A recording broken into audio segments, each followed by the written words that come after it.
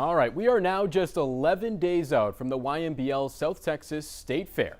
Thousands of Southeast Texans will descend on Ford Park for food, rides, and entertainment. From March 23rd to April 2nd, Ford Park is going to be the place to be. But it's not always the place to be. Ford Park has been the center of some controversy recently. Managing company Spectra took over in 2017, and it hasn't been turning much profit. Meanwhile, Jefferson County taxpayers are having to foot the bill. 12 News reporter Ebony Coleman is live tonight taking a closer look at the operation. Ebony, you spoke to the general manager of Ford Park. What's he saying about this?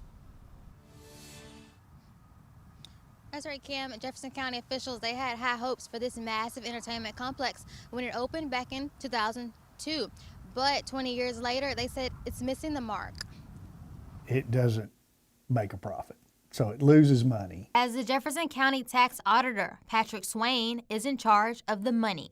He keeps tabs on every cent going in and out of Ford Park, which opened back in 2002. The projections when it was first planned was a lot more favorable. Instead of a gold mine, it's become more like a money pit. The county has subsidized $34 million over that time. So it kind of averages out about $1.5 million a year. The $1.5 million includes event costs, staff salaries, and electricity, all paid for with tax dollars. There's another number that cost that we don't include as part of that subsidy, which is our debt payment to pay for the construction of Ford Park.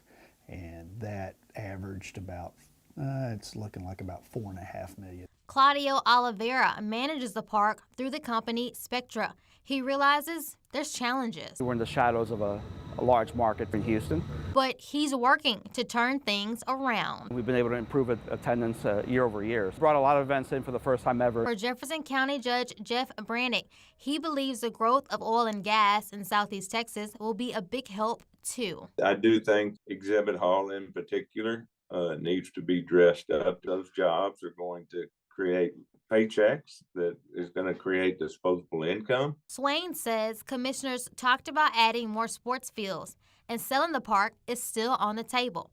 Oliveira with Spectra said this. Our focus right now is present day, and if things were to change at some point, we would look at that. We have 221 acres. There's enough here to keep us busy. Swain says while there's no official buyer for Ford Park, they are looking for the perfect person to take it off the county's hands. In Beaumont, Ebony Coleman, 12 News.